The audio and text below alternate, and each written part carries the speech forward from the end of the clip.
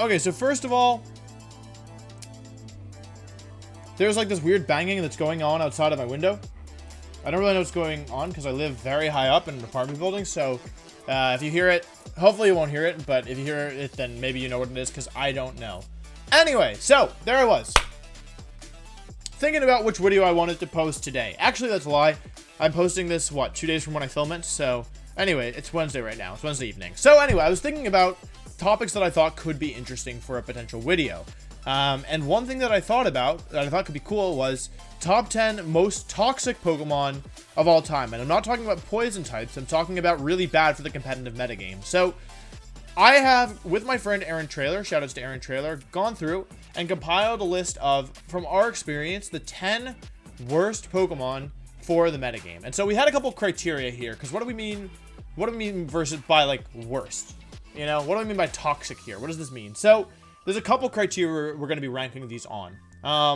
The first is power versus bull honky. Basically, power being how overpowered a Pokemon is. If a Pokemon is so much stronger than everything else, it's generally pretty bad for the metagame. For example, imagine you had something like, I don't know, Kyogre in a metagame like 2020, right? Where there wouldn't be maybe as many counters as you would like, or, you know, even a metagame like 2011, right?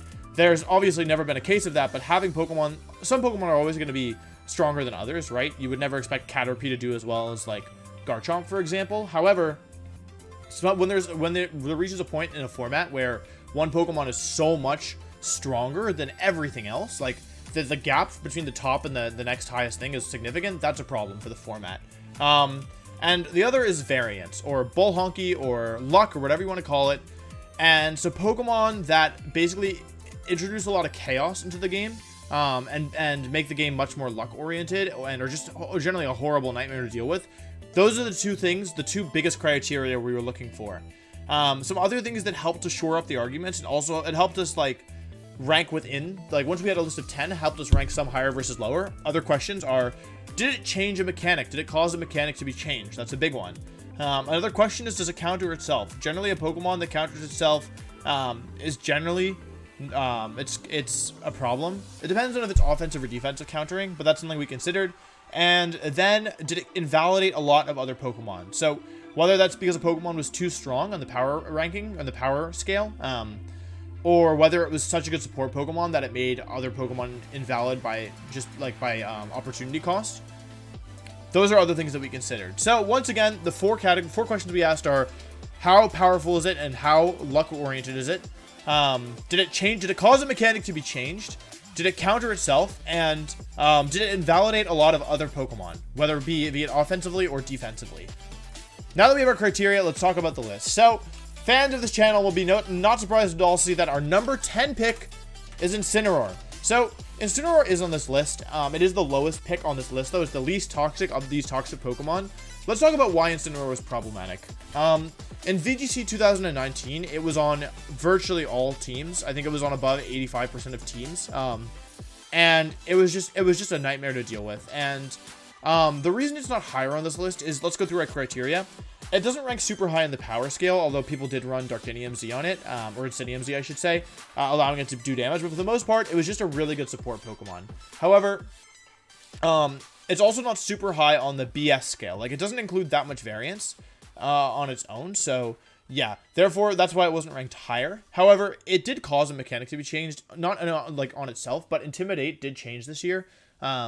So they added certain abilities that would make you basically immune to Intimidate, in addition to Clear Body and, like, Full Metal Body and stuff like that. They added new ones, like Oblivious, and a couple other ones that, Inner Focus, for example, that prevent you from being intimidated. So, yeah. It didn't counter itself. Incineroar, or I guess yes and no, because it's like neither an offensive or defensive. Well, it's a defensive piece, but it's not like a variance-heavy piece. You could bring Incineroar in to intimidate other Incineroar, but it was not, Incineroar was not an Incineroar counter. It would just lower the damage output. However, the reason it's on this list is because it did invalidate a lot of other Pokemon. It was such a good support Pokemon that you really, if you didn't have a Incineroar team, there weren't that many better options. And so, yeah, just because it was on every team and allowed positioning to be so, I don't know, it basically dragged out games and allowed, how do I say it? it was like the perfect defensive piece. And although that sounds good in theory, when everybody has it, it just made things like, I don't know, very like tooth and nail battles, and it just wasn't a good Pokemon for the format, in my opinion. It gave people too much room to work with, and it was just too good of a supportive piece, especially when you paired it with things like Kyogre and Xerneas and the like. So, yeah. I should say it did invalidate Lunala in a sense, but people would still use Lunala. Lunala actually would go on to win the World Championship, so it clearly didn't invalidate it too much. In terms of what Incineroar actually did, I guess I just assumed people knew, but I should actually explain it. I will definitely explain the other ones more in depth. Incineroar would use Fake Out and Intimidate and U-Turn, in addition to really good recovery via the berries, or a good Pokemon to use the really good recovery of the berries, I should say, which would allow it basically to stick around for a really long time. It could run Snarl if it wanted. It didn't have Parting Shot in 2019, however, it still had U-Turn to allow it to switch, and you could also, like I said, run it offensively. You would run Fake Out, Flare Blitz, Darkest Lariat, U-Turn, and sometimes people would run Snarl or Roar. You could run Roar on it over Flare Blitz if you wanted as well. So, yeah, overall, just a really solid defensive piece that'll like Intimidate, Shuffling, U-Turn, switching out with Primal abilities and sometimes Terrain abilities. It was just very difficult to deal with, and there wasn't like that many quick ways to get rid of it outside of like Kyogre. So yeah, just a really frustrating Pokemon to deal with overall. Again, another reason it's not higher is although it was introduced in 2017, it didn't really see usage until 2018, and it wasn't that problematic of a Pokemon in 2018 in my opinion. It was popular, but not like overpowering. And in 2020, although it's been introduced, it's not, thanks to the success of the Ban Incineroar merch, it has not been as overwhelming as it could have been. So Incineroar is number 10 on the list, in part because it's although it was really dominant for the format of 2019, it didn't seem like it wasn't as overpowered in the other formats that it played in, so that's why it's low. Next up, number 9, we have Kyogre.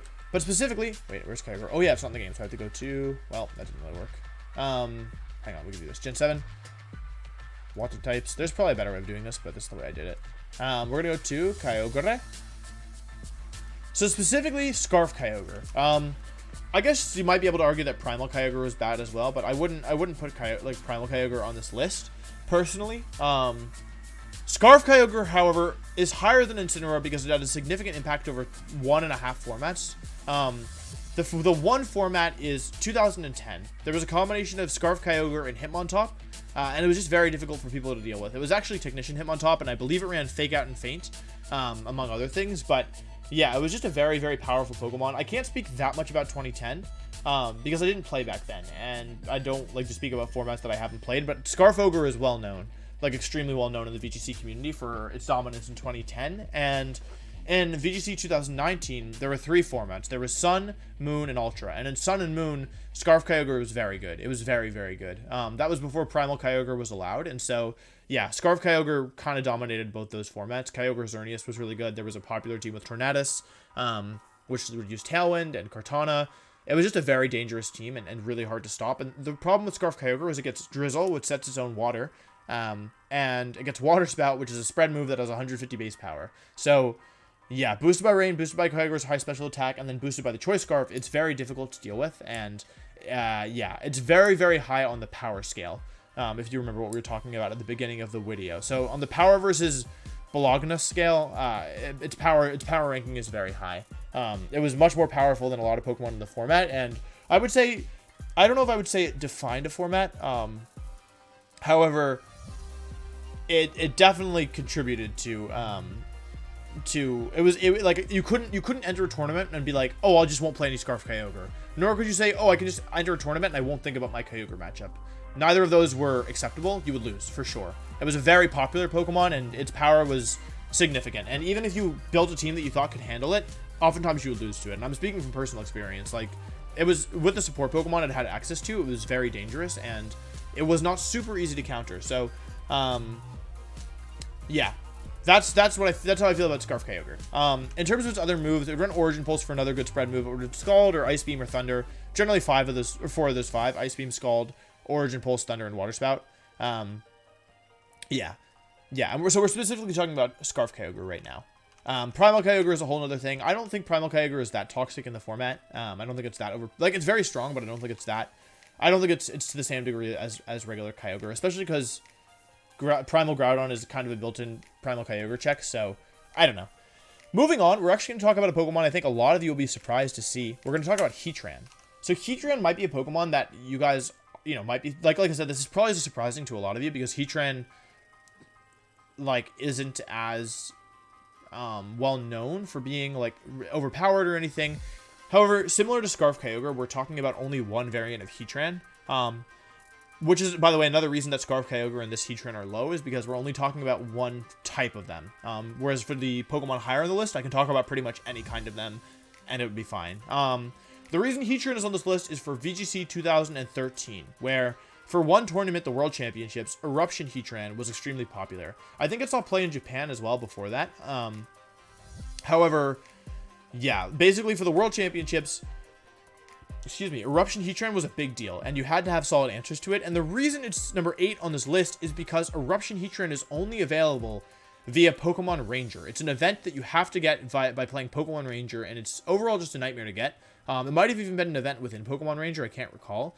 But yeah, basically, and it was nature locked to be quiet. So basically, this Pokemon defined a tournament, and the tournament happened to be the 2013 Pokemon World Championships. And you could only get it via event, and that's really, really not healthy for the game. Having an event Pokemon like this from 4th generation be meta-defining. And even apart from that, it's a very similar to kind of Scarf Kyogre's damage output. People would run Fire Gem Eruption Heatran, and if you got out of position, you weren't taking that. Like, maybe your Pokemon wouldn't be OHKO'd, but like a single hit of Fire Gem Eruption, and people were pairing it with Cresselia, who had Helping Hand and Sunny Day often. Getting either like a Sunny Day Fire Gem boosted Eruption or a Helping Hand boosted Eruption is extremely dangerous. And the way that gems worked back in the day is that if you had a gem like on a Pokemon, and let's say I'm like, okay, my opponent is Fire Gem Heatran, I'm gonna protect with both my Pokemon to burn the Fire Gem. Gem doesn't go off, so you had a guarantee. Like, I mean, as long as you launched a fire attack, you couldn't miss fire. Basically, like at the worst, they'd protect one Pokemon, you'd hit like a Tyranitar or something, but. Yeah, very dangerous Pokemon, and it wouldn't be on this list, I think, on its own, but because of the difficulty to get, and the nature lock, it makes the list. Next up is a Pokemon maybe you guys would expect to see higher. We're going to talk about Landorus-Therian form. So, Landorus-Therian is a Pokemon that did very well for very many formats. It was used in 2013 when it was first introduced, and it was, meta-defining, for sure. Let's talk about Heatran really quickly. Heatran's really high on the power scale of the power versus Bologna mechanic. It did change a mechanic, actually. It was responsible in part for a mechanic change in that you could no longer bring old generation Pokemon and use them in VGC. That was started in 2014, I think, because of things that happened in 2013. It did counter itself with Earth Power, and it did invalidate a lot of other Pokemon thanks to offensive coverage. Okay, now let's talk about Landorus. So first of all, let's go through the rankings. First of all, power... It had a lot of power. It was significantly powerful. And it also ranks high on the BS scale because of Rock Slide. Rock Slide flinching things, people would run Scarf Landorus, myself included, back in the day. And, yeah, very, very high on the BS scale because of, well, no, not very, very high, but high enough on the BS scale because of Rock Slide that it's actually ranked, unlike Heatran, which isn't really very high on the BS scale, or Kyogre, or Incineroar. Those guys aren't really high on the BS scale, but Landorus is. Did it change a mechanic? You could argue with Intimidate, it did. It kind of counters itself defensively, like you could switch Landorus into Landorus, and it invalidated a lot of other Pokemon, both on offensive coverage and on better support choice. Yeah, so Landorus is a really good Pokemon.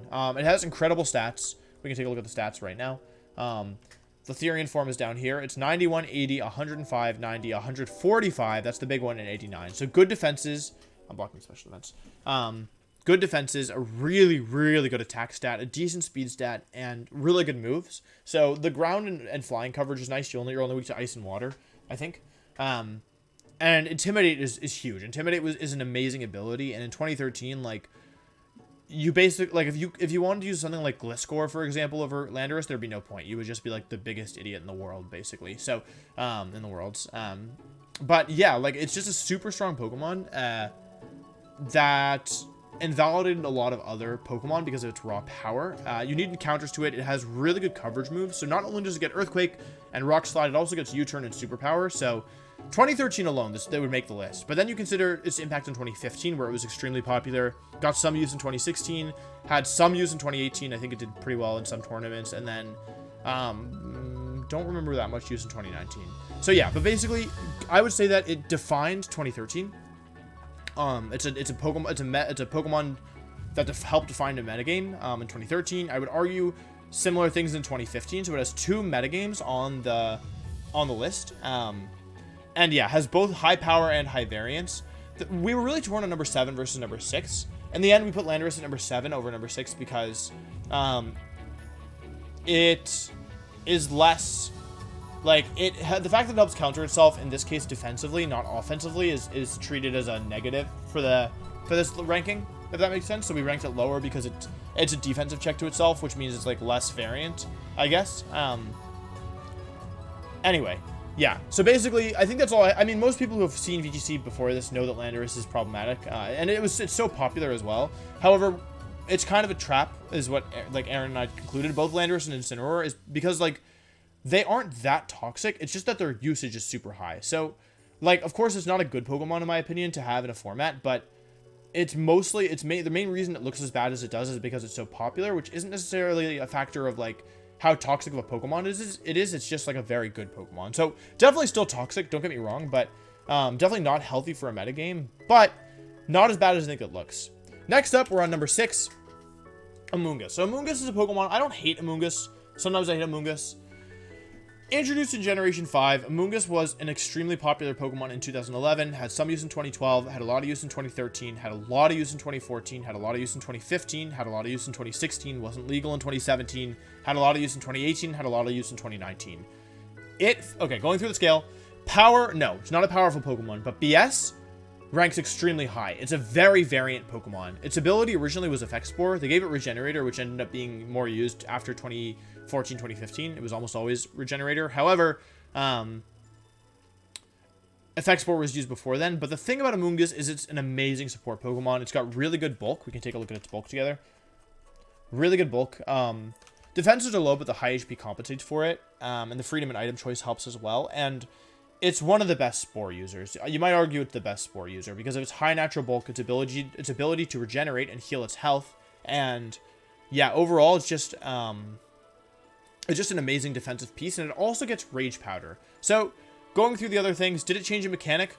A Moonguss on its own is solely responsible for 2 mechanic changes. The first is that you cannot Spore grass types. The second is that grass types will ignore powder moves. These 2 mechanics, in my opinion, were changed solely because of Moonguss. Moonguss got both of those mechanics changed, which is pretty significant. The thing about Moonguss is that sleep is just ridiculous. It's a broken status condition with, the ability to knock a Pokemon, to basically take a Pokemon out of commission for 3 turns. That's ridiculous. And in previous generations, it was even more. Not the generations where Moonguss was legal. Yeah, but sleep, it's just broken. There's not much to say about it. Does it counter itself is kind of a hard question. I would say it didn't in Gen 5 where you could Spore it. Although I guess you can't, I don't know. It's really actually hard to argue for this one if it counters itself or not. But in terms of invalidation, it invalidates a lot of Pokemon. So a lot of support Pokemon just can't keep up when you have a Moonguss as an option. Like, yeah. And also a lot of Pokemon that are like a lot of slower teams that can't like remove a Moonguss fast enough really suffer because a Moonguss will just Spore everything if you can't get rid of it quickly enough. So I don't know. I think Moonguss is not a very healthy Pokemon. It's just too good of a support piece, especially when you consider Regenerator. So you can switch it in and out to heal it without sacrificing an item. And when you consider, like, you can tailor it for a metagame. If Taunt is really popular, you can run Mental Herb. If Mega Kangaskhan is popular, you can run Rocky Helmet. If, you want to run Max Speed Moonguss, like I have done, you can run Focus Sash. You can run Ultra Berry or Cobra Berry if you want to survive certain hits. It's a very dangerous Pokemon, and it requires very specific counterplay. They also added safety goggles in large part because of a Moonguss. I don't think, in my opinion, I don't think safety goggles was added because they're like, man, sand and hail are so powerful. Like, what if there was a way we could stop it? No, they added it because of a Moonguss and because of how powerful a Moonguss is. So, a Moonguss got kind of 3 major changes to the game on its own, and I think that warrants the number 6 spot on our list. Number 5. Okay. Number 5 might surprise people. It's going to be Talonflame. So Talonflame is a super, super toxic Pokemon, in my opinion. Not anymore. Okay, you know what? We're talking about specifically Gen 6 Talonflame.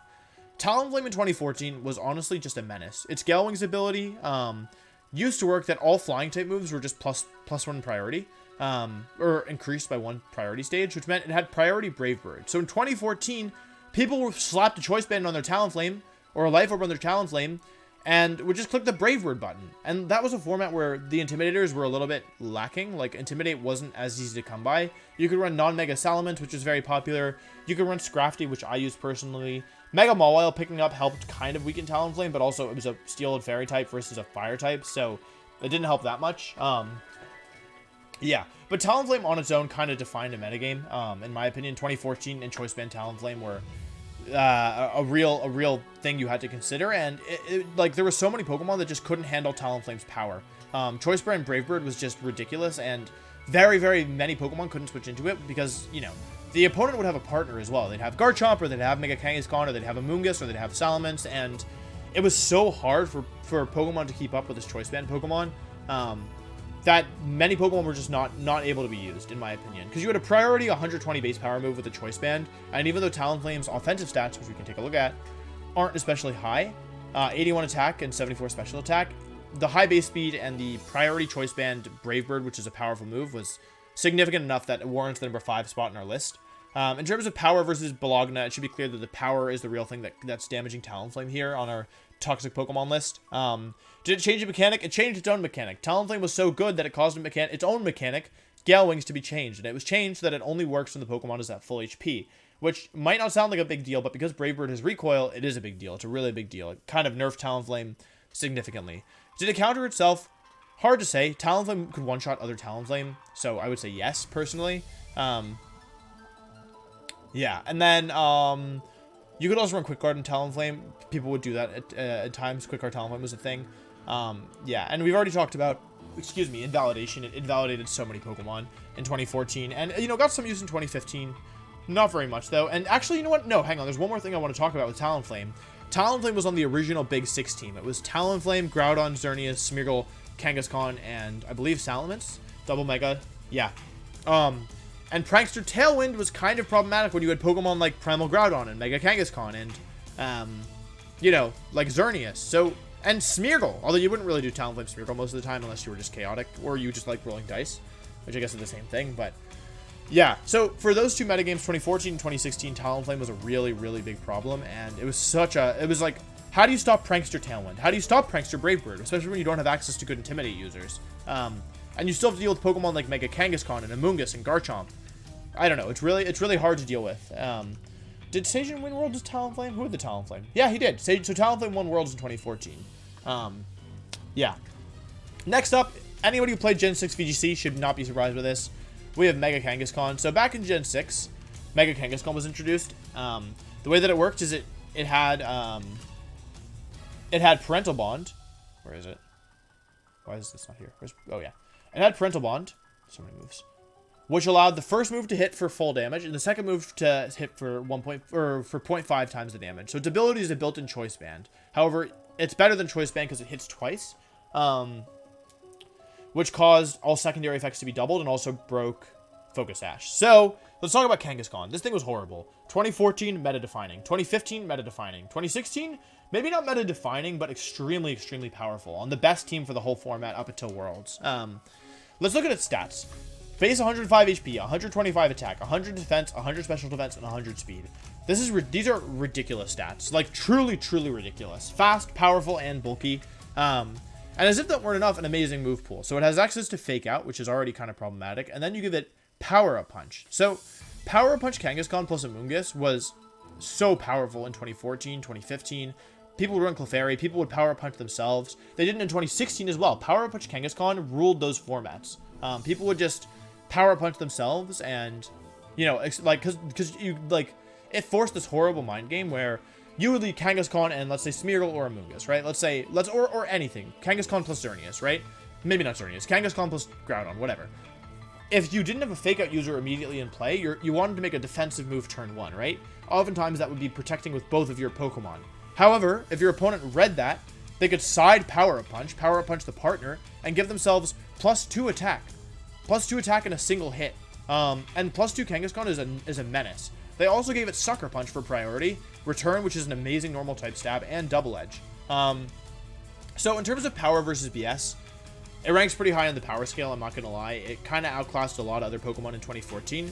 It never won Worlds, though, I think, unless I'm confused, but I don't think it ever won Worlds, which is surprising, given how good it is. But Yeah. Did it change a mechanic? Yes. Parental Bond was nerfed to 1.25, and they removed Power Up Punch from the TM list, I think specifically because of Kangaskhan.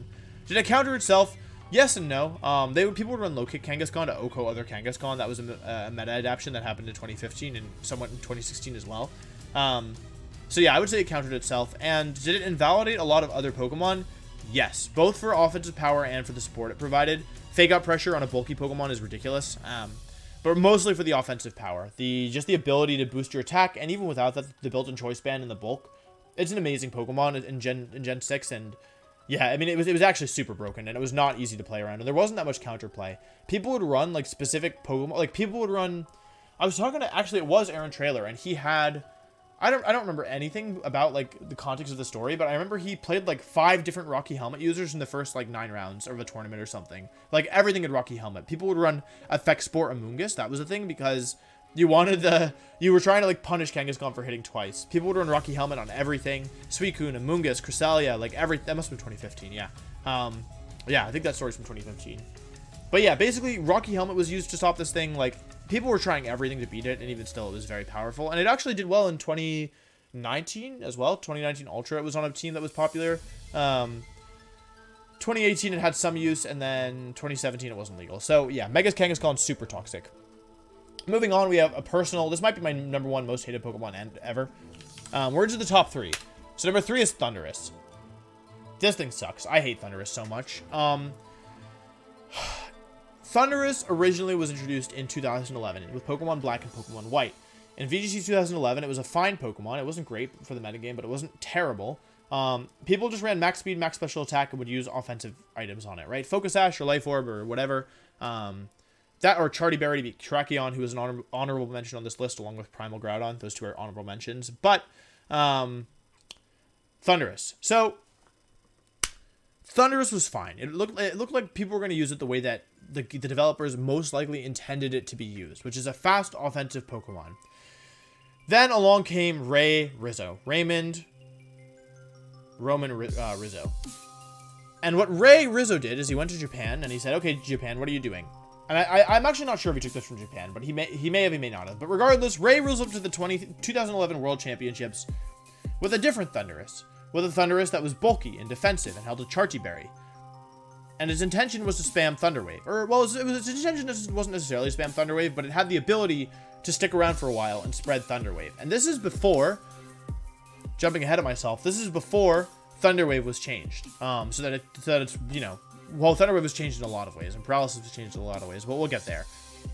So, with the introduction of Bulky Thunderous in 2011 Worlds, which Ray won, people realized how good it was, and it took over the 2012 and 2013 metagames. It was used in 2015 as well, the next time it was legal, and somewhat in 2016 as well. It was ridiculous. It's a super bulky, well, it's not super bulky, but it's a very bulky Pokemon. You could EV for Dragon Gem, Latios, Draco Meteor. You can see it has really good special attack, really good speed, and then decent defenses. But if you EV'd, like, put all your investment into the defenses, you could easily live some hits. So, yeah, it actually became pretty bulky, especially when you consider pairing it with bulky Pokemon, or with Intimidate users like landorus-t. With Intimidate, like I said, I don't know. It's a very, very, very, oh, that's Thunderous-t, sorry. Sorry. These are Thunderous' stats. It's faster and weaker. And has higher base attack, which doesn't really matter. Unless you want to run Defiant, but that's a whole other story. Anyway, what Thunderous would do is it would sit around the field and it would spam Thunder Wave and Taunt and Swagger, which had higher accuracy and higher confusion rate back in the day, and it was just so hard to get through. And if you couldn't remove it quickly, it would Parafusion or just paralyze your whole team. And it could do damage as well. So it was a super toxic Pokemon. On the power scale, it wasn't like that much more powerful than everything else in the format, but it was so much more baloney.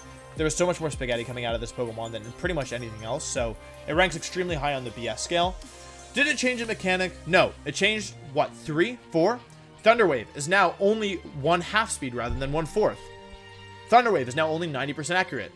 Electric types are now immune to paralysis. That wasn't true back in the day. Swagger is now 85% accurate rather than 90. Confusion is now 33% or 30% confuse rate. 33% confuse rate instead of 50%. What else? Prankster no longer works on dark types. That's 6 mechanics I just listed, and I might have forgotten about 1 or 2. Thunder has changed 6 mechanics on its own, and it was still good. Well, After all that, it wasn't as good, I'm gonna be honest. But it's still not bad. It didn't do very well in 2018 or 2019, truth be told. But they had to nerf it to the ground. To the ground, because it was so broken. 6 nerfs is what it took to stop Thunderous. That should give you some idea of how incredibly powerful and toxic it was. And it was horrible to play against. And Thunderous would kind of counter Thunderous because they would run Taunt. And it was a stupid speed tie war in your bulky Thunderous to taunt the other Thunderous first. It was awful. I just heard the sound again. It sounds like someone's like knocking at my window, but that's not possible. And it validated so many Pokemon because of, like, slower teams just couldn't get through, like, couldn't remove Thunderous quickly, kind of like a Moonguss. Just found themselves, like, getting cheesed to all heck. So, yeah. That's Thunderous. Terrible, terrible Pokemon to deal with. Number 2 on our list, I kind of wanted this thing to be number 1, but we're putting it at number 2. It's Smeargle. So Smeargle, like, 2 things that made Smeargle horrible. 3 things. The first is Moody.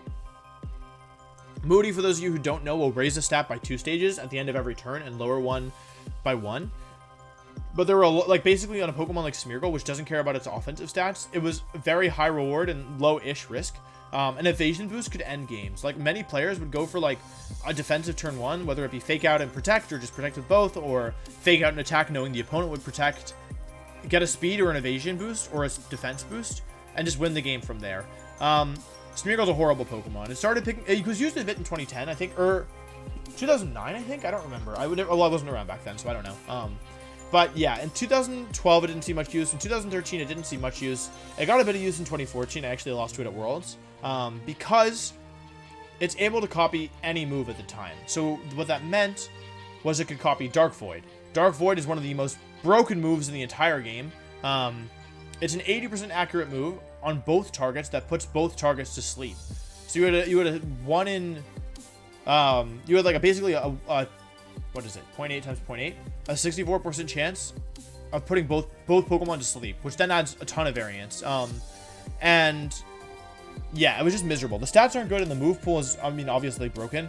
You got Sketch, which learns any move in the game, but there's so many good support moves. On the power scale, it doesn't do very well, but on the BS scale, it's ridiculous. People would run Spore, no, people would run Dark Void. People would run, you know, Moody, they'd run Follow Me, they'd run Fake Out, they'd run Spiky Shield, they'd run Crafty Shield. Like, it had so many good moves, and they would run Transform to copy Xerneas. So Smeargle was broken in 2016. It was horrible. People would leave Kangaskhan Smeargle, Fake Out Dark Void, Power Punch Dark Void, etc., or Smeargle Xerneas, Follow Me Geomancy, GG, Dark Void Geomancy, Protect Dark Void, Protect Geomancy. Horrible mind games, horrible guessing games, and there was just so much variance around this Pokemon. I wouldn't say it countered itself. I mean, it depends on who hit Dark Void and who won speed ties, but that's just not a good thing for... Like, you don't want games to be determined by Smeargle speed ties. It invalidated so many Pokemon. Like, so many Pokemon just couldn't play 2016, or even 2019, it was really problematic, and they didn't even run Dark Void. Dark Void was removed in 2019 from Smeargle, but people still ran it with Spore, because it was still such a good Pokemon, and it's just incredibly, incredibly stupid. I hate Smeargle so much. Did it change a mechanic? Let's talk about the mechanics it changed. Moody, number 1. Moody now no longer will give you evasion or accuracy booster drops. I wonder why. Dark Void is now 50% accurate instead of 80% accurate. And Smeargle can no longer learn Dark Void. So it changed 3 mechanics, basically. And it's still good. It's still, unfortunately, very good. I mean, it's not used in 2020 because it's not in the game, thank goodness. But I think it will be used again. We haven't seen the last of Smeargle. Yeah, you couldn't play 2016 without a Smeargle answer. You couldn't play 2019. You shouldn't play 2019 without a Smeargle answer. Though that at least like was a bit more reasonable. I also want to say for both Talonflame, a Moonguss, Smeargle, and Thunderous, the Tapus and their abilities, in my opinion, were added in part to nerf those Pokemon. Electric and Misty Terrain blocking sleep. Like, Electric, its whole thing blocking only sleep, I think is interesting and shows that, like, the developers know that these Pokemon are broken. So Electric Terrain blocking sleep, Misty Terrain blocking sleep, and Psychic Terrain blocking priority from Thunderous, and Misty Terrain blocking status from Thunderous, and yeah, I don't know. And obviously Psychic Terrain stopping Talonflame. That maybe is more of a reach, so I'd retract the Talonflame one. But the others, I think it shows that the developers knew that these Pokemon were broken, and this was their attempt to weaken them. And it worked. I mean, Thunderous got nerfed. Smeargle was still good, even with Electric and Misty Terrain, even with, like, everything. It was still so good. So, yeah. Anyway, number 1 on the list. One of my least favorite Pokemon of all time, Xerneas. I hate Xerneas. It's so bad. It's such a terrible, terrible, terrible Pokemon. And the reason is that they had an opportunity to make Xerneas fine, and then they didn't take it. What makes Xerneas broken is its signature move Geomancy, which gives you +2, +2, +2 in special attack, special defense, and speed.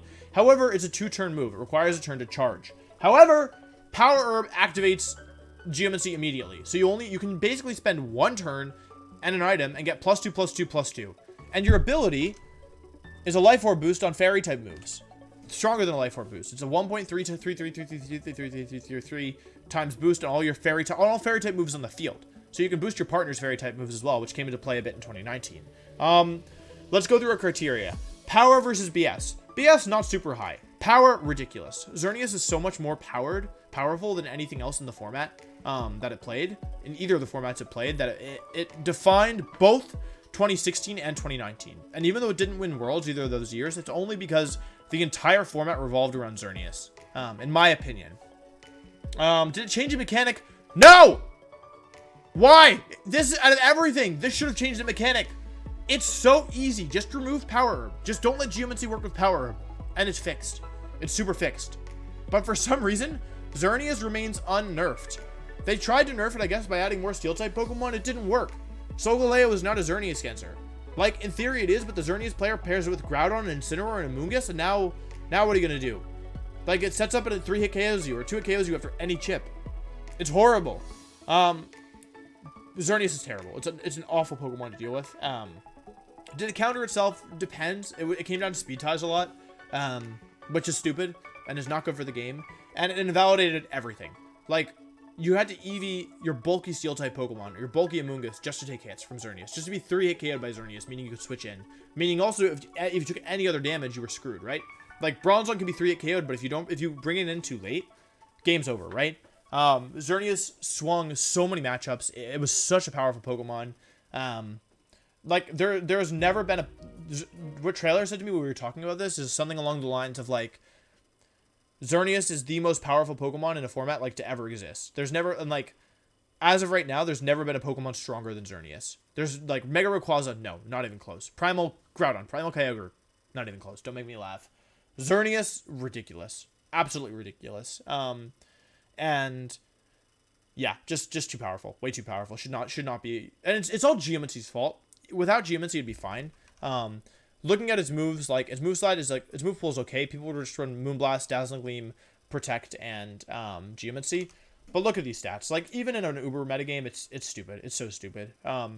Yeah, it should never have been allowed to exist in the format. And in my opinion, it kind of ruined 2016 and somewhat 2019. These formats would be so much better without Xerneas, but yeah, I mean, that's just my opinion. But anyway, that's my most hated Pokemon, the most toxic Pokemon I think competitive Pokemon has ever seen. Even more than Smeargle, even more than Thunderous, even more than Mega Kangaskhan. It's Xerneas. It's so Xerneas. Speaking of Mega Kangaskhan Xerneas was another nightmare lead. They could go fake out in Geomancy, or they could protect Power Up Punch, and it was like, oh, yeah. Or they could just Moonblast and attack. Like, a smart Xerneas player would place, like, well enough with Xerneas that they would always have options, and if you, like, I don't know, it just was so hard to deal with. Her Xerneas kind of single-handedly popularized Haze and, like, Roar and all this stuff that you wouldn't see otherwise, so I don't know. I hate Xerneas. Anyway, those are, in my opinion, the 10 most toxic Pokemon of all time. Let me know what you guys think down below in the comments. If you disagree, or if you agree, or if you think I'm really great at everything. Thank you so much. Thank you so much. My head's getting really big. But yeah, anyway, that's the list. I hope you enjoyed this video. Let me know if you want to see more of this type of content, and I'll see you next time. Goodbye.